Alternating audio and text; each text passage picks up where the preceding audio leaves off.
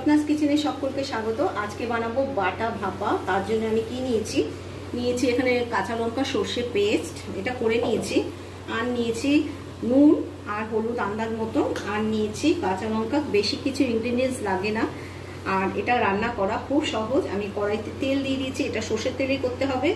এবার দিয়ে দিচ্ছি আন্দাজ মতন মশলা, আর কিছু না। মশলা এখানে সর্ষে বাটা দিয়েই করলে বেশি ভালো হয়, সর্ষে বাটা তাই দিয়ে দিলাম। আর দিয়ে দেবো আন্দাজ মতো নুন। মাছের মধ্যে কিন্তু নুন দেইনি, তাই জন্য নুনটা এখানে দিয়ে দিচ্ছি। আর হলুদ দিয়ে দেবো। হলুদেও আমি মাছের মধ্যে হলুদও আমি দেইনি, তো এগুলো আমি দিয়ে দিচ্ছি।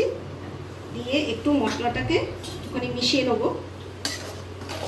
রান্নাটা করা কিন্তু খুব সহজ, আর খেতে কিন্তু ভীষণ ভালো হয়। যারা যারা দেখছেন তারা অবশ্যই একবার ট্রাই করবেন। এরকম ধরনের রেসিপিকে আপনারা ইগনোর করবেন না প্লিজ। একবার বানিয়ে তারপরে আমাকে কমেন্টস করে জানাবেন যে কেমন হয়েছে।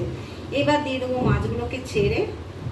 মাছগুলো বড় ছোট মিলানো আছে, বড় মাছগুলো দেখুন কি সুন্দর লাগছে। আর দিয়ে দিচ্ছি মাছগুলোকে ছেড়ে। এবার একটু দিয়ে দিচ্ছি পাতি লেবু। যদি অবশ্যই নুন বেশি হয়ে যায় কোনো রান্নায়, অবশ্যই কিন্তু পাতি লেবু বা আলু সিদ্ধ দিয়ে দিলে নুনটা অনেকটা কেটে যায়। এটা ছিল একটা ছোট্ট টিপস। তারপরে দিয়ে দিচ্ছি কাঁচা লঙ্কা। কাঁচা লঙ্কা এখানে কিন্তু ঝাল বেশ আমি অনেকটাই দিয়েছি, যেহেতু ওটা বড়রা খাবে তাই ঝালটা অনেকটাই দিয়েছি।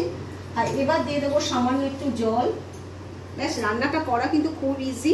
দিয়ে দিচ্ছি আন্দাজ মতন জল, আর তারপরে ঢেকে দিয়ে এটাকে 10 মিনিট থেকে 15 মিনিট কুক করে নেব। রান্নাটা কিন্তু প্রায় শেষ হয়ে গেছে। আঁচটাকে এখন জোর করে দিয়েছি, একদম এখন হয়ে গেছে। গ্যাসটাকে বন্ধ করে দিচ্ছি, তারপরে পরিবেশন করে দেখাচ্ছি।